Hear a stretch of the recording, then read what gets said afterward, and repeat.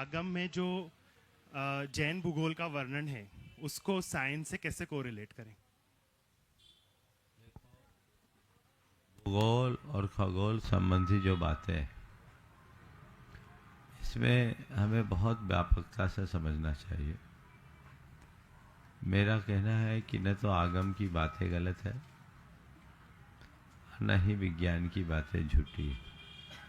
दोनों अपनी अपनी जगह सही है और उनको अपने अपने संदर्भ में लेना चाहिए। मैंने अनेक बार इस पर प्रकाश डाला है।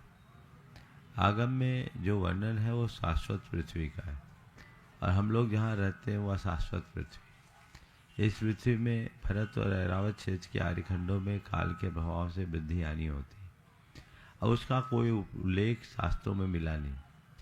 हमारे शाश्वत पृथ्वी का वर्णन तो है, शाश्वत पृथ्वी में क्या परिवर्तन होता है इसका कोई विवेचन आज उपलब्ध नहीं है।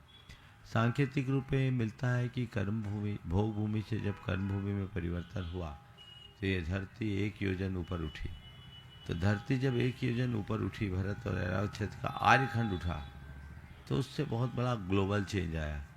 हो सकता है इससे इस पृथ्वी का रूप अलग बन गया और इससे अनेक क्षुद्र पर्वत और उप समुद्र प्रकट हो गए, जिसके कारण इसका शेष जम्बूद्वीप से कनेक्शन खत्म हो गया।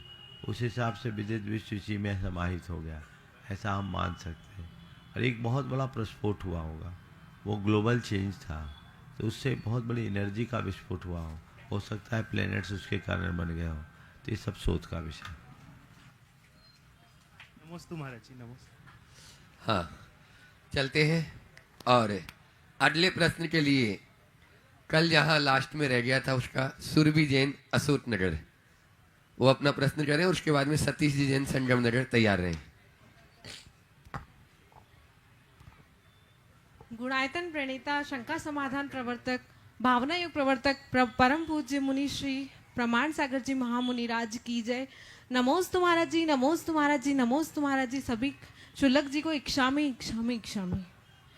महाराज जी, मेरा प्रश्न है कि बेटा बहू की अमानत है और बेटी दामाद की, तो फिर महाराज जी यदि किसी को 2 बेटी हो जाती हैं तो समाज और परिवार वाले तीसरी संतान बेटा होने की क्यों उम्मीद रखते हैं?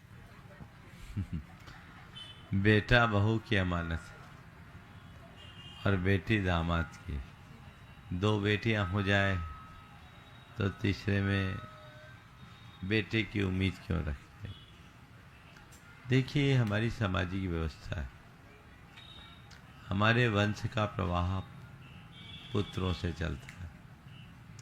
बेटी तो परघर में चले जाएगी, बेटा रहेगा तो वंश आगे बढ़ेगा। इस वजह से बेटे को प्रमुखता दी गई। लेकिन आज के संदर्भ में देखा जाए तो बेटे और बेटी का भेद अब लगभग खत्म हो गया है, इसलिए हमें इन बातों में उलझना नहीं चाहिए। नमोस्तु महाराज जी, नमोस्तु। अगर आपको मेरी वीडियो अच्छी लगती है तो प्लीज़ मेरे चैनल को लाइक करें, शेयर करें और सब्सक्राइब करें। Thank you.